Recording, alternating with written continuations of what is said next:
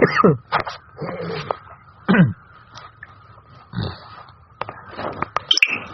ابراہیم صاحب کی ایک بات ذہنوں میں رکھیں کہ نعمت کی شکر گزاری سے اللہ نعمت بڑھاتا ہے، اور شکر گزاری کے معنی یہی ہے کہ اللہ کے دین کے دعوت کے تقاضے ہمارے پاس آئے تو ہم اس کو اپنی ذمہ داری سے پورا کرنے کی فکر کریں. یہ ہے نعمت کی شکر گزاری. نعمت کی دعوت کے تقاضوں پر جان بچانا یہ کوئی عقل مندی نہیں ہے، سمجھداری نہیں ہے، بلکہ قرآن پاک میں تو وہ ایک جماعت جو حضور کے زمانے تھی، وہ لوگ اپنے آپ کو دین کے تقاضوں سے بچاتے تھے. دین کے تقاضوں کو اپنے تقاضے سمجھنا اور اس کے لیے آگے بڑھنا. آگے بڑھانے والی ذات بھی اللہ کی ہے، اور اللہ کیا قرآن پاک میں اللہ جو کہتا ہے کہ تمہارے دل میں اگر خیر دیکھوں گا تو تمہیں خیر دوں گا. اس کے معنی یہ ہے کہ آدمی جب تک کسی چیز کے اوپر فیصلہ نہیں کرتا وہاں تک اللہ کی طرف سے توفیق نہیں ملتی، اور خدا کے اللہ کے توفیق کے بغیر آدمی ایک قدم نہیں اٹھا سکتا. اس لیے ہمیں اور آپ کو دین کے تقاضے جب ہمارے سامنے آئے تو اپنی ذات سے ان تقاضوں پر تیار اپنے آپ کو کرنا چاہیے.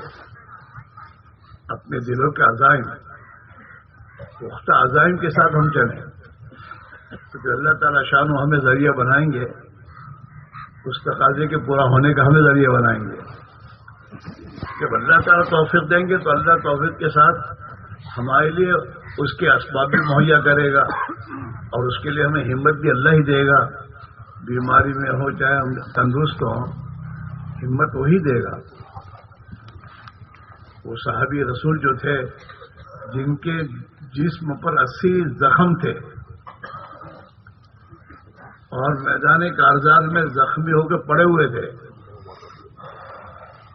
اور جب آواز لگی کہ یا انصار لوگوں دین کے مددگاروں، تو انہوں نے کہا کہ میں دین کا مددگار ہوں. اپنے اندر اس بات کو پیدا کی، تقاضا لیا کہ دین کا میں مددگار ہوں اور مجھے پکارا گیا ہے. تو جب انہوں نے اپنے آپ پر فیصلہ کہ اللہ نے ہمت دی کہ اسی زخم کے حالت میں زمین پر گھسٹتے ہوئے جہاں سے آواز آئی تھی وہ آواز کی طرف چلنا شروع کیا، گھسٹنا شروع ہوا. جب یہ گھسٹنا شروع ہوئے تو اللہ نے فوراً مدد بھیجی. ایک صحابی کے دل میں اللہ نے بات ڈالی کہ یہ تیرا بھائی گھسٹ رہا ہے، اسے تو اٹھا کے لے جا. تو وہ صحابی نے انہیں اٹھایا اور لے کے گئے جہاں سے آواز آئی تھی. مدد پہلے نہیں آیا کرتی، مدد تو قدم اٹھانے پر آتی ہے. اصحاب کہف کے بارے میں قرآن جو کہہ رہا ہے وَرَبَطْنَا عَلَىٰ قُلُوبِهِمْ إِذْ قَامُوا، اپنی ایمان کی حفاظت کے لیے قوم کے درمیان قوم کے ساتھ رہنے میں اپنی ایمان کا انہیں خطرہ ہوا تو انہوں نے آپس میں سوچا کہ ہمارے ایمان کی حفاظت اس میں کہ ہم قوم کو چھوڑ کر کہیں چلے جائیں، اور چلے جائیں اس کا فیصلہ کر کے بیٹھے نہیں بلکہ اس کے لیے فوراً کھڑے ہو گئے اب جانا چاہیے. تو جب جانے کا فیصلہ کر لیا انہوں نے تو اللہ نے ان کے دلوں میں ہمت دے دی. وَرَبَطْنَا عَلَىٰ قُلُوبِهِمْ إِذْ قَامُوا. اس لیے میرے بھائی میرے عزیز ہو، ہمارے ہم ان مشوروں میں جن چیزوں کے ہم نے عزائم کیے ہیں، فیصلے کیے ہیں، ہم اپنے فیصلوں پر عزائم پر مضبوط رہیں اور ان کو اللہ کے سامنے سچا کر دکھائیں کہ ہم اپنے ارادوں میں عزائم میں سچے ہیں. جب اللہ کو ہم سچا کر دکھائیں گے تو اللہ ہمیں سچا کر دکھائے گا، ان عزائم کو پورا کرنے کی توفیق دے گا، ہمت دے گا. اور جب عزائم کو ہم پورا کریں گے تو جتنا پورا کرتے جائیں گے آگے کی راہ اللہ کھولتا جائے گا. آدمی جب چلنے کی فیصلہ کرتا ہے، بیٹھا ہوا آدمی جب فیصلہ کرتا ہے اور بیٹھنے والا فیصلہ کرنے کے بعد کھڑا ہو جاتا ہے اور کھڑا ہو جانے کے بعد ایک قدم اٹھاتا ہے تو اللہ فوراً دوسرے قدم اٹھانے کی ہمت دیتے ہیں، وہ اپنی منزل تک پہنچ جاتا ہے۔ بیٹھے بیٹھے آدمی فیصلہ کرے تو اپنی منزل نہیں پہنچ سکتا۔ ہمارے عزائم جو ہے جو ہم نے کیے ہیں، وہ عزائم میں دوستوں کاغذ میں لکھنے کے لیے نہیں ہے، بلکہ ان عزائم کو اپنے اوپر ہم ذمہ داری لیں، ذمہ داری سمجھیں کہ میں نے یہ کیا ہے، ہم یہ طے کر کے آئے ہیں اور ہمیں اسے پورا کرنا ہے، اور پورا کرنے کے لیے اپنے بس کی کوشش میں لگ جانا ہے۔ اپنے بس کی کوشش، جب آدمی اپنے بس کی کوشش کر لیتا ہے تو اللہ اس کی کمزوری کو قوت سے بدل دیتا ہے۔ ہاں، اللہ کے نبی کی دعاؤں میں ہے یہ، اللہم انی ضعیف فقوینی، اے اللہ میں تو کمزور ہوں، مجھے تو قوت دے دے، مجھے تو قوت دے۔ اللہ سے قوت آپ نے مانگی ہے، تو ہم بھی اپنی دعاؤں میں اپنے ضعف کو اللہ کے سامنے پیش کرتے ہوئے اللہ کی مدد مانگے، قوت مانگے، مایوس ہو کے نہیں بیٹھ رہا، بلکہ جہاں ہماری کم ہمتی آئے وہاں اللہ سے ہمت مانگنا اور وہاں اپنی کوشش میں لگے رہنا۔ ہاں، ہمارے جو مشورے ہیں یہ مشورے اپنی محنتوں کو بڑھانے کے لیے، تقاضوں کو لینے کے لیے ہیں اور ان تقاضوں کو پورا کرنے کے لیے۔ 2 مہینے کا ہمارا جو مشورہ ہوتا ہے تو مشورے کے معنی یہی ہے کہ پچھلے تقاضے جو لیے تھے وہ ہم نے پورے کیے ہیں، آئندہ کے ہم تقاضے لینے کے لیے آئے ہیں تاکہ ان تقاضوں کو لے کر ہم جائیں اور ان کو پورا کرنے کی اپنی فکر کریں۔ اس سے تو کام آگے بڑھے گا، اور جتنی ہماری قربانی بڑھے گی اتنا ہی ہمیں اللہ کا قرب ملے گا، اور جتنا اللہ کا قرب ملے گا اتنا اللہ ہماری دعاؤں پر ہماری مدد کرے گا۔ اصل تو قربانی ہے۔ ڈاکٹر غلام کریم نے حضرت مولانا صاحب سے کے پاس جب ان کی خدمت میں رہے ایک ہفتہ، اور حضرت کی زبان سے توحید کی باتیں روزانہ سنتے رہے، اور حضرت اس پر بہت قوت سے کہتے رہے کہ ہم سے تو کچھ ہونے کا ہے نہیں، اللہ ہی کرے گا، اپنے قدرت سے کرے گا۔ یہ سنتے رہے تو وہ تو حضرت مولانا کے منہ لگے ہوئے آدمی تھے ہی، تو حضرت کے پاس پہنچے، اور حضرت کے پاس پہنچنے کے بعد حضرت کہ میں اتنے دنوں سے بات سنتا ہوں آپ کی، آپ ایک بات کہتے ہیں ہم سے تو کچھ ہوگا نہیں، اللہ کرے گا۔ جب ہم سے کچھ نہیں ہوگا تو پھر ہم کو آپ یہ دنیا میں گھماتے کیوں ہیں؟ یہ بسے لے کر پھرتے رہنا، اللہ کرے گا۔ تو حضرت نے بات سنی، کہا بیٹھو ڈاکٹر صاحب۔ حضرت نے کہا دیکھو کرے گا تو اللہ ہی، اور وہی کرے گا تو ہوگا۔ تمہیں ہم دنیا میں تھکاتے کیوں ہیں؟ اس لیے کہ جب تم تھکو گے اور اللہ تمہارا تھکنا دیکھے گا، اور اس تھکنے کی بنیاد پر تمہیں اللہ کا قرب ملے گا، تم جتنی قربانی دو گے اس قربانی دینے پر تمہیں اللہ کا قرب ملے گا۔ اور جب آدمی کسی کے قریب ہوتا ہے تو اس کی بات تو سنی جاتی ہے۔ جب اللہ کا قرب ملے گا، تم اللہ سے کہو، دعا مانگو گے تو اللہ تمہاری دعا سنے گا، قبول کرے گا، اور پھر اپنے قدرت سے کر کے دکھائے گا۔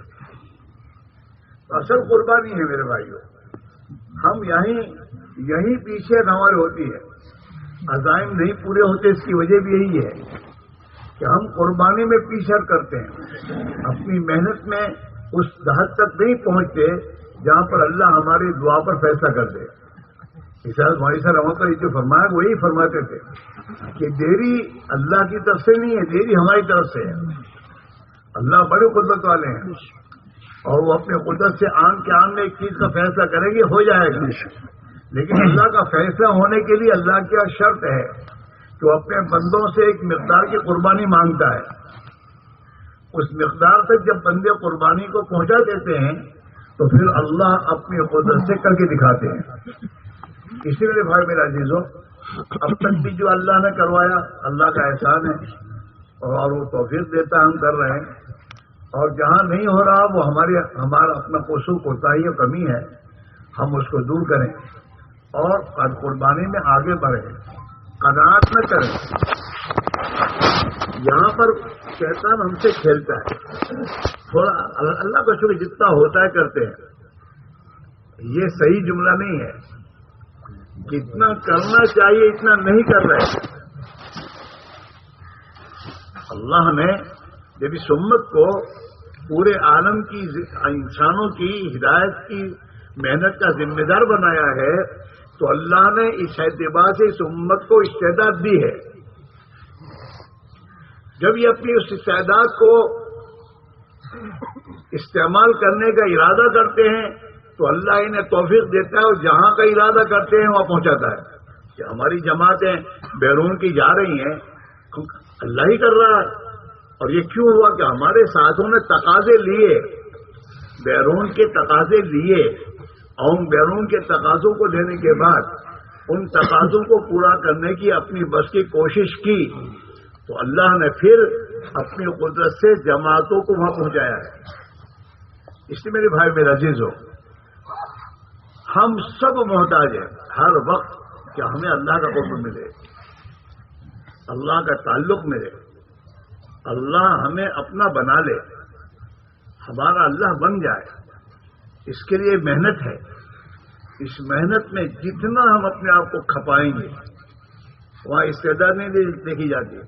ہاں، وہ تو اپنے بندے کی طرف کو دیکھتا ہے، اپنے بندے کی طرف اور اپنے بندے کی استقامت پر خدا کی مدد آتی ہے۔ ہاں، ابراہیم علیہ السلام نے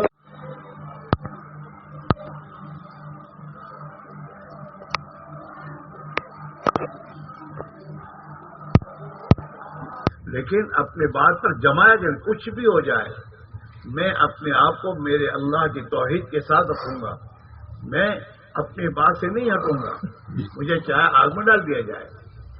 تو آگ میں ڈال دیا گیا، اللہ نے آگ میں ڈلوایا بھی، لیکن اپنی مدد کو دکھایا، اپنی مدد سے دکھایا کہ ہم سب کچھ ہیں۔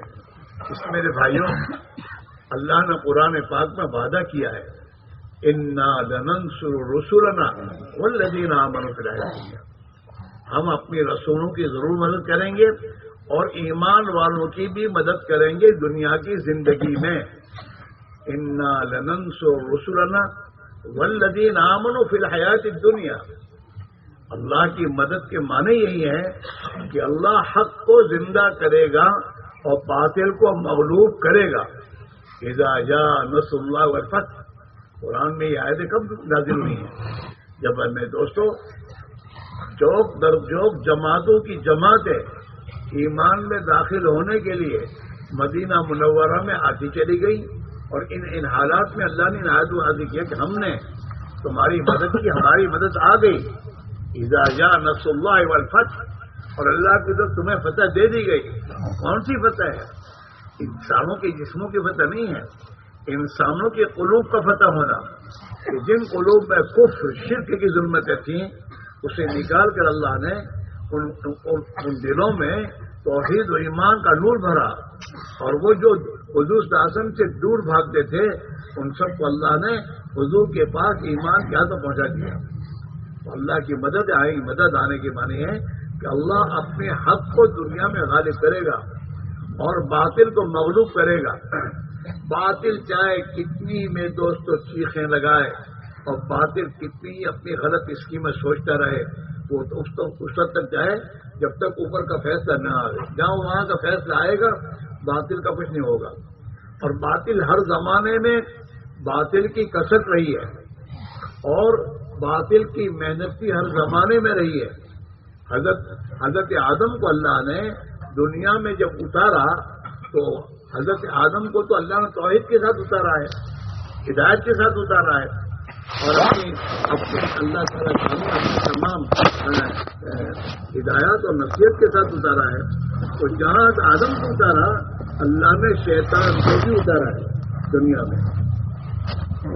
تو شیطان بھی اپنی دلالت و گمراہی کی محنت لے کر آیا ہے، اور اللہ کے سامنے قسم کھا کے آیا کہ میں تو اس آدم کے بیٹے کو ہدایت کی راہ سے ہٹاؤں گا اور اپنی جتنی کوشش ہے پوری کروں گا، آگے سے، پیچھے سے، دائیں سے، بائیں سے، پوری بات اللہ کے سامنے کی قرآن کو پڑھو تو محنت کو باطل کے ہر زمانے میں رہے گی اور ہوگی۔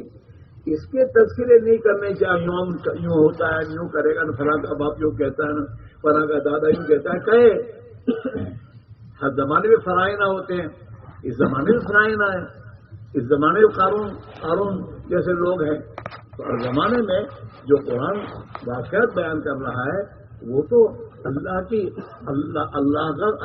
سنت بیان کر رہا ہے۔ یہ باطل چاہے کتنی طاقت کے ساتھ دنیا میں ہو اور باطل کتنی اپنی پیڑھی چھوٹی کا زور لگائے، اللہ تعالی شانو جو ہے اسے زیر کرے گا، لیکن زیر کرنے کا ضابطہ وہی ہے کہ جیسے باطل کی محنت دنیا میں ہو رہی ہے، حق محنت والے اپنی حق محنت کو لے کر اٹھیں، اپنی حق محنت کو لے کر اٹھیں، اور جو قربانی کا ان سے مطالبہ ہے اس قربانی کو دیں، چاہے وہ کچھ بھی ہو، کتنے کمزور ہوں اور ان کی حیثیت کچھ بھی ہو، لیکن جب یہ قربانی کو دیں گے اور اپنے آپ کو خدا کے وعدوں کے یقین پر چلائیں گے، پھر اللہ اپنی قدرت سے باطل کی اس سیموں کو فیل کرے گا۔ وہ تو وہاں اس کے یہاں ہے، جنہیں ختم کرنا ہوگا اپنی قدرت سے ختم کرے گا، جن کی مقدر میں ہدایت ہے انہیں ہدایت دے دے گا، ورنہ انہیں مغلوب کرے گا، حق والوں کو غالب اللہ کرے گا۔ ہاں، اس لیے میرے بھائی میرے عزیز ہو، ہمیں اللہ نے ایک بہت بڑی عظیم محنت دی ہے، ایک محنت ہے یہ، اور اس پر اپنی جان مال لگانا ہے۔ ہاں، اور سب کچھ لگانے کا اللہ کی طرف سے مطالبہ ہے۔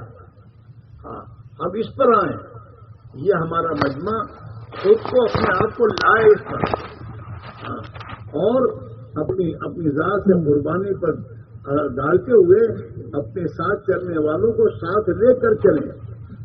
حضور پاک علیہ الصلوۃ والسلام نے اپنے صحابہ کو قربانی پر اٹھایا ہے، یہ امت تو قربانی ہی کے لیے ہے۔ ہاں، اور جب اللہ کے نبی خود فاقے سے زندگی گزاری، آپ نے صحابہ کو بھی اسی حال پر لانا فکر کیا، صحابہ کے تکلیف میں آئی اور اس کو جھیلا انہوں نے، اور جھیلنے کے بعد پھر اللہ سے مانگا۔ مانگنے کا لائن یہ ہے کہ پہلے تم اپنے آپ کو ذمہ دار کرو اور کرنے کے بعد پھر مانگو، پہلے مانگنے کا نہیں ہے۔ نماز پڑھ کے مانگنے کا حکم دیا، روزہ رکھ کے مانگنے کا حکم دیا، حج میں جا کر مانگنے کا حکم دیا، تو مانگنا اور دعاؤں میں قبولیت آتی ہے قربانی سے۔ اس لیے میرے بھائی میرا عزیز ہو، ہم اور آپ اپنے ذوق کو اللہ کے سامنے رکھیں، بے شک ہم ضعیف ہیں، لیکن ضعیف ہو کر اپنے آپ کو بچائے نہیں، یہ ضعیف کہہ کے اپنے آپ کو بچانے کے لیے نہیں ہے۔ ضعیف ذوق تو اللہ کے سامنے رکھو، لیکن جو ذمہ داری ہے اس ذمہ داری کو ہر حال میں پورا کرنا ہے اور اس پر اپنے آپ کو قربانی کے ساتھ لانا ہے، تو پھر انشاءاللہ اللہ تعالی شانو جو ہے بندوں کی ذوق پر مدد فرما کر اور قوت دے کر میرے دوستوں کام بناتا ہے۔ کیا بازار سے گزارش ہے، جو تقاضے لیے گئے ہیں تقاضوں کو پورا کر کے آنا ہے۔ آئندہ 2 مہینے میں یہ تقاضے پورے کر کے آگے کاغذات سنانی ہے۔ تقاضے پورے کیے بغیر کاغذات کہاں سے ہے؟ اور میں دوستوں ان تقاضوں کو ہر وقت دماغ پر اس کا بوجھ لے کر اس کے لیے کوشش کرتے کرتے تھک کر پھر اللہ سے دعا مانگنا کہ اللہ کی پورا کر دے۔ تو تھک کر جب دعا کرو گے تو اللہ تعالیٰ پھر انشاءاللہ ان کے پورے ہونے کی شکل پیدا فرما دے گا۔ دلوں پر اسی کا قبضہ ہے، ادھر توفیق دینا اسی کا کام ہے۔ 4 مہینوں کی چلوں کی بیروں کی جماعت ہے، جو کچھ ہم نے اپنے ذمہ لی ہے اس کو اللہ سے منگوا کر میرے دوستوں اپنی محنت کو بڑھانا، محنت کے ساتھ دعا بہت ضروری ہے۔ اپنے آپ کو خدا کے سامنے عاجزی اور اپنے آپ کو منت سماجت کے ساتھ اللہ کو منانا، جب اللہ کو منوا لو گے تو ہر کام آسان ہو جائے گا۔ اللہ تعالیٰ ہمیں اور آپ کو توفیق عطا فرما کرو گے اب یہ جتنا یہاں سنتے ہو نا وہ اپنے ساتھیوں کے سامنے اس کے بار بار تذکرے کرو، ادھر ادھر کی باتیں مت کرو، اور یہ جو تمہارے پاس موبائل جو ہے نا ان موبائل میں جو سوشل موشل جو بھی تمہارے پاس چلتے ہیں پروگرام اس کو وہ زیادہ مت دیکھو، اور دیکھ کر اگر دیکھو تو پھر اس کو اپنے ساتھیوں کے سامنے اس کے تذکرے مت کیا کرو، تذکرے کرو آخرت کے، تذکرے کرو اللہ کی قدرت اور قوت کے، تذکرے کرو اللہ کی مددوں کے، اور اس پر اپنے بندوں کو لاؤ۔ یہ ہماری مجلسوں میں زندہ ہونا چاہیے، ہماری مجلسوں میں یہ سوشل موشل کے تذکرے نہیں ہونے چاہیے۔ ہم بھی اگر اسی پر چل رہے ہیں تو ہم اور عوام میں کیا فرق ہے؟ اس محنت کا تو مقصود ہی ہے ہمارے ماحول میں ایمان کے تذکرے زندہ ہوں، ہمارے ماحول میں آخرت کے تذکرے زندہ ہوں، ہمارے ماحول میں ایمان اور اعمال پر اللہ کی کامیابی کے وعدے جو ہیں اس کو ہماری آپس کی مجلسوں میں ہمارے اس کو زندہ کرنا چاہیے، جس کے نتیجے میں دوستوں باطل کے تذکرے مغلوب ہوں گے، ہاں، اور باطل کی میں دوست کو باطل کمزور بنے گا۔ اس کی ہماری گزارش ہے میرے بھائیوں کہ ہم اور آپ اپنے آپ کو اپنے بڑوں کے منشا کے مطابق ان 4 اعمال پر ہمیشہ لائیں، دعوت کی محنت ہو، تعلیم و تعلم ہو، ذکر و عبادت اور خدمت ہو۔ یہ 4 اعمال جتنا وجود میں آئیں گے اور یہ 4 اعمال ہماری زندگی میں زندہ ہوں گے، اس پر اللہ آسمان سے رعایت کا فیصلہ کرے گا۔ ہاں، جیسے کسان زمین میں جو اس کے ذمے محنت کرتا ہے، بیج ڈالتا ہے، زمین کو پانی پلاتا ہے، تو پھر اللہ اپنی قدرت سے زمین کو پھاڑ کر بیج کو باہر نکالتا ہے اور اس کی پرورش کرتا ہے، اور میرے دوستوں ایک منوں کے حساب سے ڈالی ہوئی چیز کو ٹنوں کے حساب سے عبد کرتا ہے۔ تو اللہ کریں گے، اس کے لیے آپ حضرات سے گزارش یہ ہے کہ اس کو ہم قربانی کے ساتھ چلو کہیں، جاؤ نہیں، مشورہ کریں اور مشورے میں بیٹھیں، تو مشورے میں بیٹھنے کے بعد جو تقاضے آئیں ان تقاضوں کو اپنے تقاضے سمجھ کر پھر سوچیں، اس کو تقسیم کرنے نہیں سوچنا، ان تقاضوں کو لینے کے لیے سوچنا ہے، میں کتنا لے سکتا ہوں، پھر میرے ساتھیوں کو میں ترغیب دوں گا اور ترغیب دے کر وہ ان تقاضوں کو اٹھائیں گے۔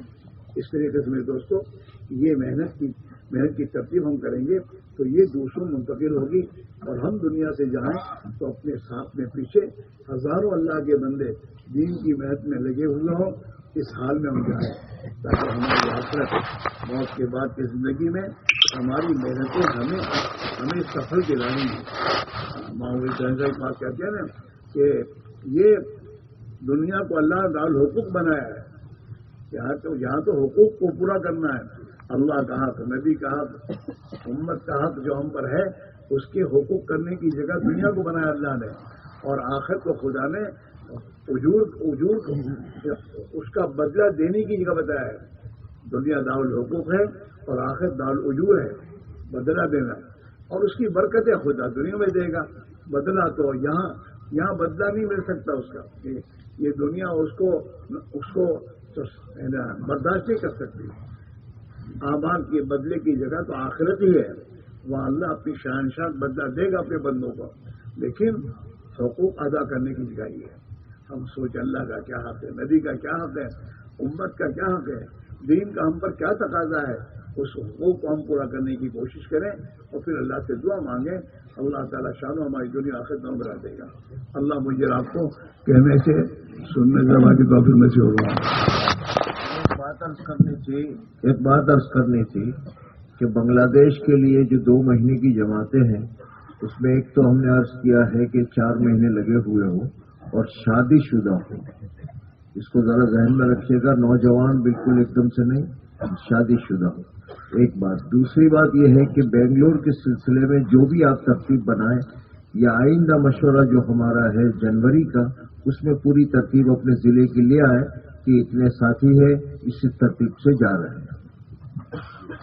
جنوری